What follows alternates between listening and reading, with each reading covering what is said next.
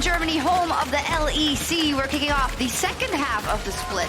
And with a dead-even race for first, we've got some explosive games ahead of us. In this ready check, we'll give you our mid-split MVP, and Medic tells you how you can carry from support. Make sure to pay attention. Everyone's arriving in the studio, steel back, hoping to get a win on the board, which would be the first win for Vitality this season. And yes, no wins for Vitality before the rest. Very interesting situation in the standings here in the LEC, because for the first time in European history, we have 3 teams tied in first place at the halfway mark. It's Misfits, G2, and Origen. They also all won yesterday. And a couple of things interesting. First time in history that there's 3 teams in top 1. Right. And also, no Fnatic in the top 3, yeah, which is special. Forget Fnatic. The fact that we have Misfits at the top is what is so exciting to me. Such a young team, such a fresh team, I really feel like. And when you see these guys play, it's so surprising almost, because 2 people that seem so coordinated on this team, the jungle and support, are the fresh faces on the squad that make this team look so good. I'm going to jinx it all and say at this point in time, after 7-game win streak, it's no longer surprising. This team is just plain good. I think they have a lot of diversity in their play, a strong mid-game, a good understanding of how to close out games, and I really, really like their solo laners. Hey, dude, the solo lanes look real solid right now. Dan holding his own in the top lane. The team is really putting a lot of resources into Faviven in mid lane as well. Tons of good vision control around that middle lane, setting up for ganks, setting up to put the resources on him to carry the team. If I hear you guys talking about Misfits like that, good vision control, team fight, solo laner setup, jungle support, this is a future LEC champion. What's going on? Oh, that's maybe a bit too wild, because we have some strong teams up there, but on the path, this is what you want from a rookie team, right? They're starting off with a bang, and I don't think they're going to slow down anytime soon. Yeah, I think the big thing is they really figured out the teamwork aspect early on in the season. This is, we had a lot of off-season changes, so a lot of other teams are slow to adapt, whereas Misfits have already figured it out. Yeah, Misfits maybe not tipped off for champion just yet, but definitely playoff contender. Now, Schalke 04 has got 2 wins on the board, and I just want to put it out there so you can reference back that I said it. If they complete it and if they go to the playoffs, it would be a miracle run. Now, it's called a miracle run for a reason. It's super, super difficult, but you can't deny that they've got some momentum going. I mean, so far they've beaten the best team in the LEC and also the worst team in the LEC. So now I just need them to fill in the rest now and start contesting against the teams that are around that 6th place spot. Because as you said, miracle run would be playoffs. That's where they need to be looking. Yeah, I think miracle run is just the key word there, right? It's like water to wine. It's going to be very difficult, but if it happens, this is where history is written. These are the stories people remember, and I think that's super exciting with the momentum this team is building. Yeah, we like to dream, but you have to get those wins on the board if you're Schalke 04. Now, moving away from the teams and the players for a second and focusing in on some picks we saw yesterday. Yamato, a couple of weeks ago, you completely condemned Ornn top as a bait, but in the mid lane, 3-0 yesterday, making moves. So in the beginning of the LEC, Ornn's win ratio on top lane was just disastrous. I think he had something like a 20% win ratio. It wasn't working out. Too many Broms, too many sets being too strong before the nerf. But now we're seeing the Ornn mid popping off, because in Ornn, it's like a Nautilus mid lane. The 2v2 is super strong. You get those levels and you can itemize so effectively against any opponent. AP, AD, you don't care. Yeah, and the great thing about seeing him in the mid lane right now too is that you have 2 lanes that you can roam to, and with that super long range engageability in the ultimate, he's able to run down bot lane like here and set up for very easy kills to get your bot lane roll. Yeah, 3 times in the mid lane yesterday, 3-0, 1 time in the top lane, and it didn't win. So we think it's going to be mid Ornn for now. We also saw Nidalee coming out of Xerxes as a counter to Karthus jungle. What do we think of that? I mean, the Nidalee looked really, really good. I would temper expectations a bit and say this was the best possible scenario for it.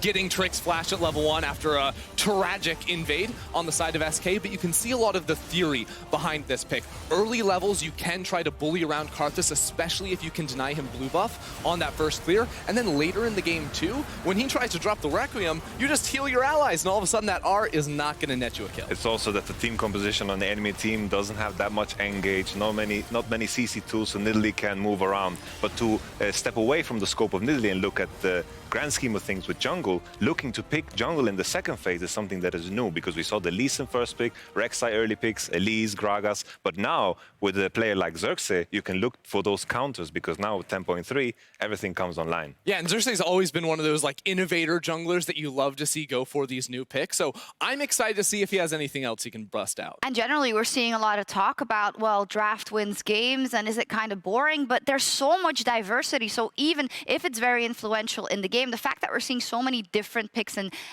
choices across the board is exciting in itself. I just feel like right now, being a coach or whoever drafts for any team is very, very difficult, because everyone's so open-minded. We have Soraka in the top lane. You don't care anything about... Not next week. Yeah, not next week, maybe. Honestly, maybe Oh. still there, maybe. Sorry, guys, maybe. But I think just open-mindedness is key, and that's what we're seeing in the drafts. That it is. We'll see if we see that today. We already have a half split worth of games under our belt, so it's high time for us to react to the best moments of the first round robin in My Face When. If you're new to this, everyone at home can also join in. Just emote spam in chat, type fine, question mark, hey, hey, or dab. Hey, hey, rather. I lost the H there. Hey, hee hee. I don't know how you say that, actually. It's like hee hee. Or dab, and then we're going to give these guys a sign so they can do the same thing. It's coming in right now, I believe. And then, yeah. You could just dab. You don't need a sign. Yeah, you don't need a sign. Just dab on him, man. Dabbing is so 2019, man. Like, we're over that. We're over that. Here you go. All right. All right. Just- Hook it up. You can grab first. Grab This what is you want. me. Wait, what is that? I'll just... Take it. I'll take the blitz. You I'm a each have a blitz sign. man. You have a sign. Wait. I want to include you. So. Well, we only have... Wait, what do you have? Y'all, I don't know. I just have a sign. Okay, well, no Branding. questions asked. I don't know if he asked for anyone's permission, but let's see. Let's get started with clip number 1. Parallel conversions coming out. Caps locked up, is able to flash away, and now B-Boy flashing forward, but Jankos is here in time, trying to turn this one around. Denick flashes with the ignite. B-Boy's got a ball, the TP coming in, but it's 1-for-1 in the bottom lane. For Squishy, very immobile. Oh, Caps! No, this isn't good. This isn't good at all for Caps. Misfits, what were you doing, Caps? Facial Fisher used in the bottom lane. The root's going to come out, but here comes Razork. B-Boy almost dead, but Caps oversteps once again, and the chase is on. Misfits with another kill. To think that the no! Then it goes in, the charm comes out, and Caps goes down. In the mid lane, looks like they're going in. Oh, the great knockback there from Forbidden. Caps caught out once again. Dan caught out as well. Pulse the haymaker, but can't even take down. Oh, it can get Caps, just in the end. He had some great outplays. Now the dive. Oh, poor baby Caps. He gets taken out again. Has the parallel convergence, jumps back with the chrono break. Caps trying to get away, but he can't. Just about get out. The exhaust on Razork will not be enough. Razork there with the parallel convergence. Bevy going forward, but here comes the damage. One to put away. Already one down as Caps falls for what seems like the 100th time this game. Well, no 18-0, I guess. Yeah. Oh, no, I can't believe they did him dirty like that and showed all of his deaths. I'm going to go with a solid, this is fine. Okay, You that just failed. got the question mark over there? Yeah. It's the... What do you have? Leave Caps alone. I don't know. It was just, it was a weird chant for me. Caps, 7 deaths. Ugh. Let's see what rough. people at home think. That was rough. Well, a question mark is reigning supreme. The Blitz, what the hell is going on? I can feel them there. Let's see what we've got as our next clip. SK falling woefully far behind, and Torre's there just in the nick of the time. Is it going to be enough? The Ezreal on the way, and Cadril going down. Genex getting the kill, but Crown Shot's just next on the menu. And Mickey's above Oh, them. this is an absolute disaster. XL coming out on top, but another kill. This time going over to the Karthus. Genex trying to fight back, running for his life, using that Out of magic damage range. shield. Trick just waiting over wall. If they walk into the skills, they might just die. Mickey now going forward. One more force pulse, maybe a bit more damage. Are they in trouble? They're gonna get another kill. This is a disaster. Oh no! Trick just missed so many Qs over that wall. Both no flashes. We win. Karthus no flash. Karthus no flash. Karthus no flash. Oh my. Karthus can't get over the wall. He can't get over it. They're both. He's stuck. Yeah, we can kill. No flash. No flash. 2 seconds. I can heal. Okay. Nice. Nice. Not bad.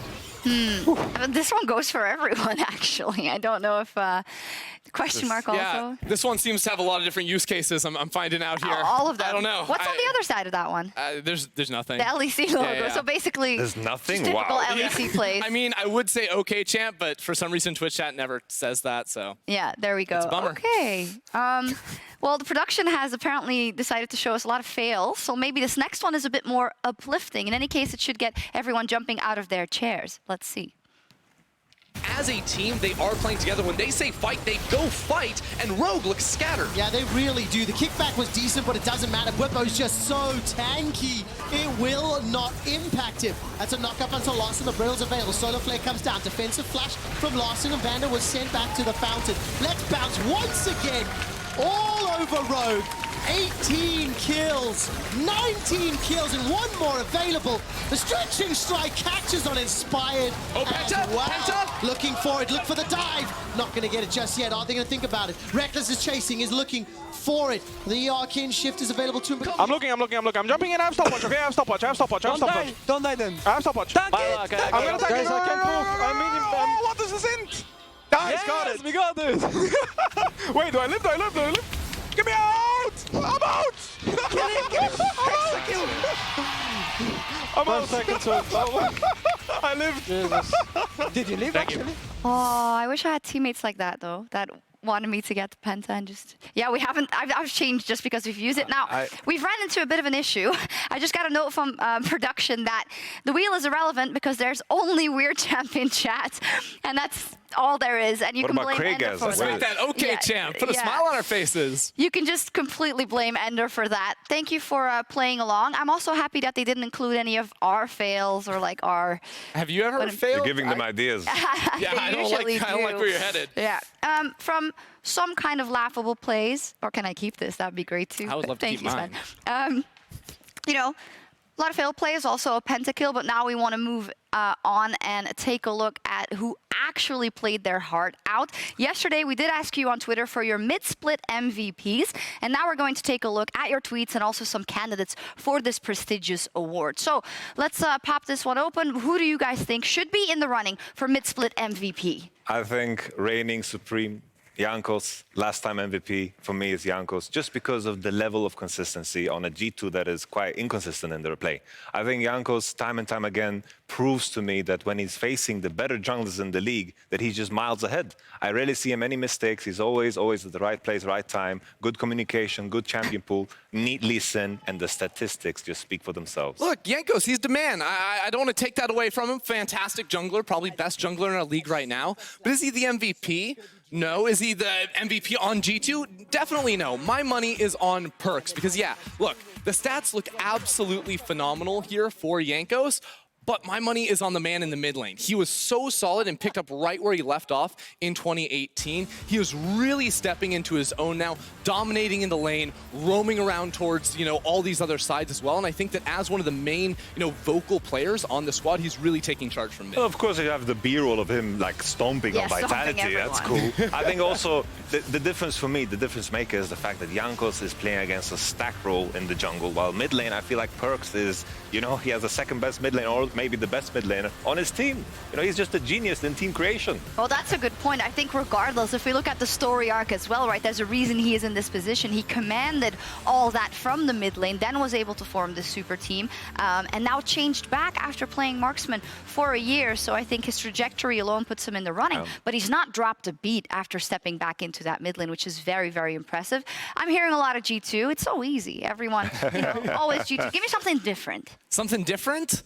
I mean, if we're looking at other top teams, right now you have to look at Misfits and you have to look in the mid lane, right? With the amount of resources Misfits are putting into Febiven, this guy is absolutely showing up. This is vintage Febi from way back in the day, looking really, really solid on the Rift. I think also the fact that Febiven has showed that he can play many different styles, keep up with the meta, play all of these different champions with the Diana, with the Azir, and I think Misfits as a whole just complement Febiven, and I think it's just the right team for him. He's also the leader on this team, right? As far away from leaders you could get, but the leader for Misfits with a lot of other fresh faces too. So I think when you look at the whole package and what you can bring to a team, he's really up there. Yeah, and also the fact that if you just look at what he has behind him, the fact that he's back at that higher echelon of play is very, very impressive. And I think those are three very, very solid candidates for mid-split MVP. I don't necessarily think that we have forgotten anyone. But Shocks.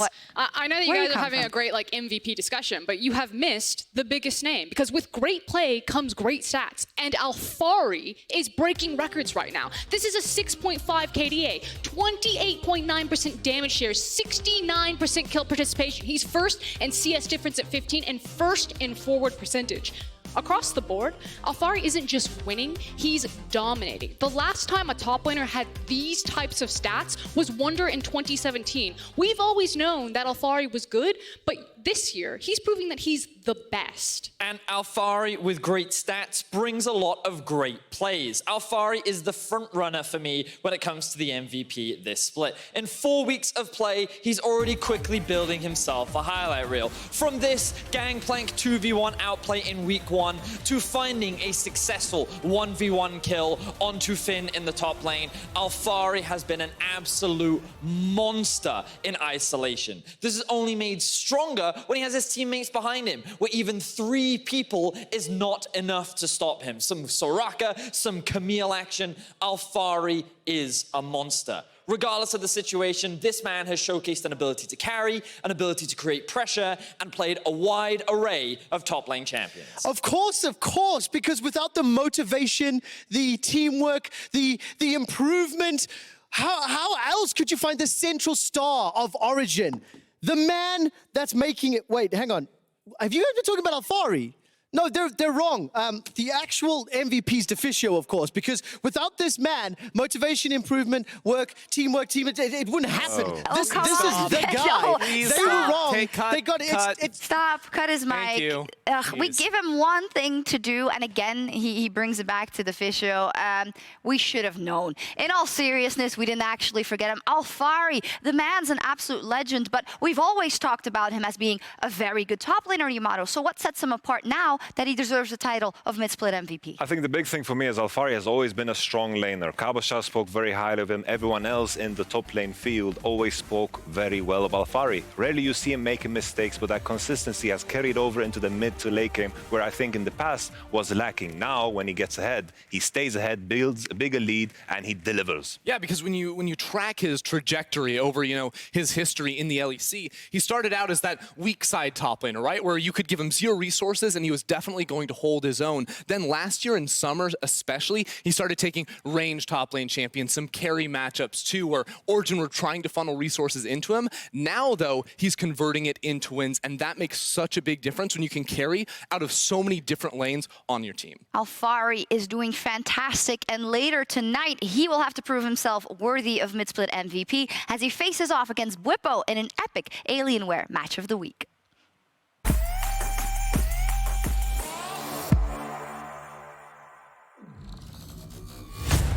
Always when you have historical matchups like this, these always matter. It might be just 1 point on the board, but it sets a precedent for what is to come. When it comes to Origen, they have a lot of redeeming to do. In a world where the support pool in Europe has been dwindling, I'm happy that Origen took a risk. Spawn lane. Pullback is there. CC and the fall off on the Graviton. Karzi now looking to turn this one. Has a lot of safety. Yes, he's going to flash forward. Is it going to be enough to take down Karzi? The ultimate coming out from the card. This doesn't even need it. First blood for Upset. This game against Fnatic, it's my chance to prove that I'm one of the best supports in Europe. I think a lot of people have doubted me in the past, and I want to prove them all wrong. This is just a chance to prove that we are better than Fnatic, even though a lot of people have been rating us below them. I think we're going to show that we're better and shut them up. And now Alphari being healed up by the Soraka is back on the hunt. The hook shot comes out, but it's not going to be needed. Alphari with the 1, 2, 3! At his peak, he looks like he's playing the champion the way it's supposed to be played. Bwipo's biggest nightmare is a player like Alphari. When players make mistakes, he can punish. But against Alphari, he doesn't show any problems in his armor at all. He is ironclad. Well, you either crack the armor or you scale harder. There's the big engage. They've knocked back. They kicked everyone through, but there's nothing you can do. Comp gonna get flipped back. He's running you down. You can nearly always know they're going to fight you for anything. Someone burns a summoner spell, it's like X marks the spot. That's where we want to be. Somebody wants to fight, we will take the fight, knowing that the fight is bad, right? See champion, kill champion? Anyone can do it if you've got the skills. You just have to put yourself on enemy vision and hit a side coming to you. Oh no, Jack Troll, we thought he had a chance to back, but this is not that opportunity. Now has to run away. Comp watching his support die for the second time. If you want to beat Origen, you pick champions that scale harder, because they're not going to try to beat you. They're trying to beat the map. They play just very, very aggressive too aggressive, I would say, especially Hillesang. They're going to look for the back line here. This should be a good fight. Origen's got no ultimate either. The kickback onto Hillesang. He stays alive for a few seconds longer. Just like try not to die to the psycho plays, and should be good. Just about to make their way to in a turret, but Nemesis goes in with the ultimate down. The barrel from Xerxes comes up. That's a great interrupt. Nicely done by Selfmade, preventing the engage from Destiny, but it's upset on a Rampage with the double. Turns to Bwipo, who goes golden and stays alive just a few seconds longer. I think Origen is type of team that do nothing and at some point they win the game automatically, right? Like they did even versus us. Every win matters. And if you manage to clinch the second place or even the first place, then you're going to be set up for success.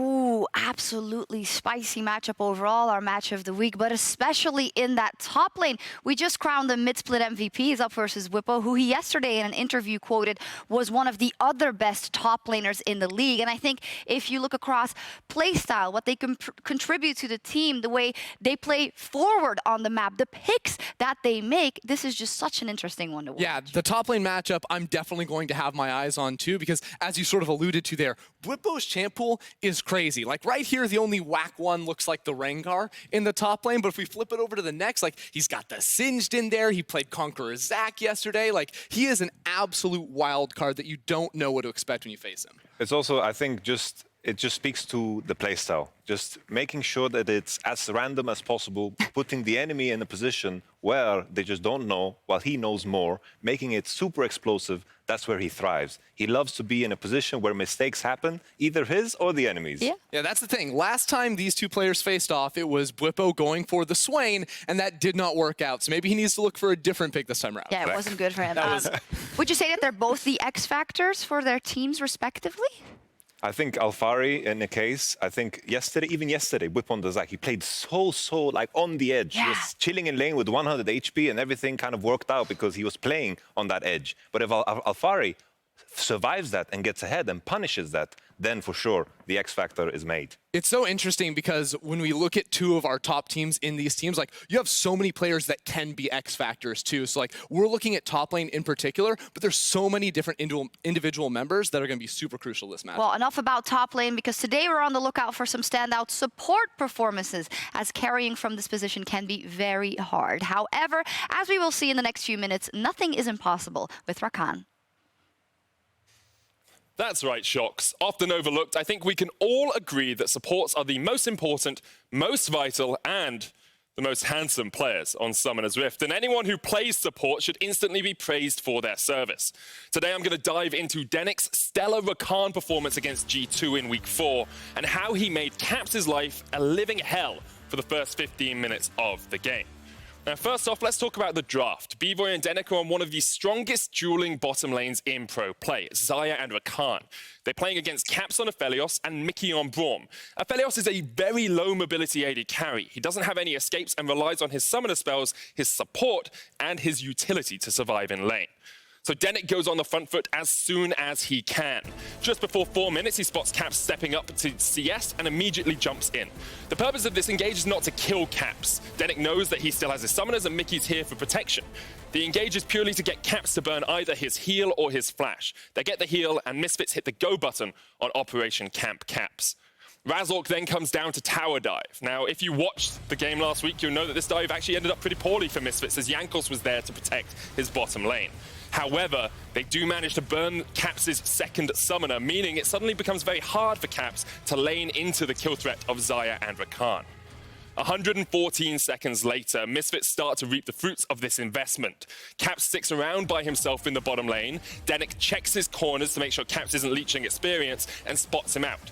Knowing that Caps has no flash, he immediately jumps in and Caps dies again. Now, Caps did overstep there, but you have to give credit to Denic for his game sense and his ability to capitalize on enemies' mistakes.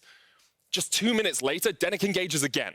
He knows that Caps still has no flash. He engages a level behind Mickey. Still in a really safe position to do this because the wave is pushing towards him. He's got Razork nearby and he knows Jankos is on the top side of the map.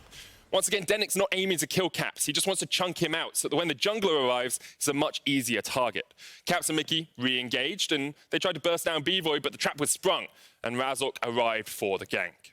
Denic forced Caps to burn his flash at 4 minutes and 27 seconds. Before it comes back off cooldown 5 minutes later, the Misfits bot lane has killed him 4 times, has a 31 CS lead, and 1,000 gold advantage. All due to Denic and B-Void recognizing how to capitalize on that lack of escape. A good support can change the game, and against G2, Denic put on a clinic, and in my opinion, put himself in contention for Rookie of the Split. Thank you very much, Medic, for making it known that us supports are also very valuable. But with that, we're going to move on to game 1, where struggling rather, as I'm struggling with my words, Vitality look for their first win of the year. For more insight, Trevor is sitting down with their strategic coach. Hey everybody, I'm QuickShot at the Live Like a Pro interview here at the Biko Smoothie Bar, joined by Mephisto, strategic coach from Vitality. Yes. First of all, thank you so much for joining me. No problem. Maybe tell our viewers a little bit about who you are, where you've come from, and what is a strategic coach at Vitality? So overall, I think I joined for the first time LEC last year with Fnatic. We definitely struggled too in the spring split, but we managed to catch it on. This year we've been struggling as well. We're still trying to find our way to win and our way to play the game, to fit as a team, to mesh, but we're trying really hard. That's what I can say. I mean, talk to me a little bit about that, because obviously the Vitality losing streak, 0-9, it's going to have a huge toll, not only on the players, but on yourself and the organization. Yeah, it does, it does. What is it like dealing with that on a day-to-day basis? So, you know, when you have a losing streak, the longer it goes, the harder it gets, right? Because people are, like, it's pretty Pavlovian, as in, like, you try to do a lot of good things, it does not pay off. So you kind of like are not willing to keep doing them, you know? But the way to actually beat this is to actually just push through, just like through sheer like, force of will. Force of will, and that's kind of what we're trying to do. You know, we're trying to switch things up, like keep the players like in a good mindset, and I think at some point it's gonna go through, you know? So you say at some point it's going to go through. Yep. What specifically will be the turning point? You know, you've mentioned it's determination, it's confidence, it's a focus on getting better. Of course, it is, right? Like, so the focus is on getting better. Like every day we scrim. We have like sometimes twice a week we have like even more scrims than the other teams, where like we scrim our academy team in the evening, try to get like through some special points. But I think like where the real breakthrough is going to be is when, in the end, we have like nothing to lose anymore, right? And at this point, like people try to actually start not playing scared. The pressure is off then. Yeah, the pressure is off, right? Nobody expects anything from you, so you actually manage to do your best. So I think this is where it might go through.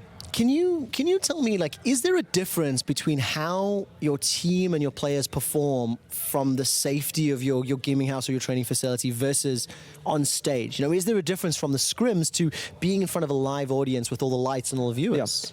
I think that there's a bit of on and off, as in like there's sometimes a bit of difference, because in scrims sometimes people are like care a bit less. Sometimes they also like play more loose, you know? Yeah. But and that's what you're hoping for, both, with right? No more pressure as well. I think so. I think at some point players are going to be willing to just go for the plays instead of just like trying not to make a mistake, not to lose again, you know? So give me something a little more specific, right? So we've talked a little bit about how difficult it is to deal with, and you're working on foundational elements. You mentioned like working on elements with the you know, ERL team and trying to loosen up the players so they have the confidence. Where is the light in the darkness? At what point will all of this click together for you in Vitality? I think it's really unsure when this is going to happen. We just know that we have to strive and like keep going forward, right? There's a light at the end of the tunnel. We don't know how long it is, but we're just trying to get there as fast as possible. How we're going to do this? I think first of all, like there's going to be the visa situation that might be resolved at some point. You know, we were banking on getting a certain player, and we still don't have that guy, right? That difficult situation. Our academy team is as well dealing with this, so a lot of things to deal through. But we are setting up as a team. We are like moving into new office and stuff. You know, like everything is moving forward. Just the results are not yet following. Well, listen, I'm so happy to hear that. I'm very enthusiastic about the future. It's not a difficult situation. It's not an easy situation to be in because of the difficulties that you're facing. It's super difficult, but I can only wish you all the luck in the world. Mephisto, thank you so much for joining me. Best of luck against SK. I have voted for you to win today. That's very nice. Let's hope that it works out. Back to you guys at the desk. Thank you very much, Trevor. We are going to kick on into the action in just a moment's time. I believe we're just getting ready for everything to be set up. We heard quite a lot there from Vitality, talking about how at some point there's nothing left to lose. Do you feel like Vitality have hit that point already? I mean, I think it's only the team that can really set those goalposts. I think what was really interesting is the discussion of being too scared to perform. So it's the fact that Vitality at least know internally that they have a ceiling that they've just been unable to translate onto a primary stage. And so that gives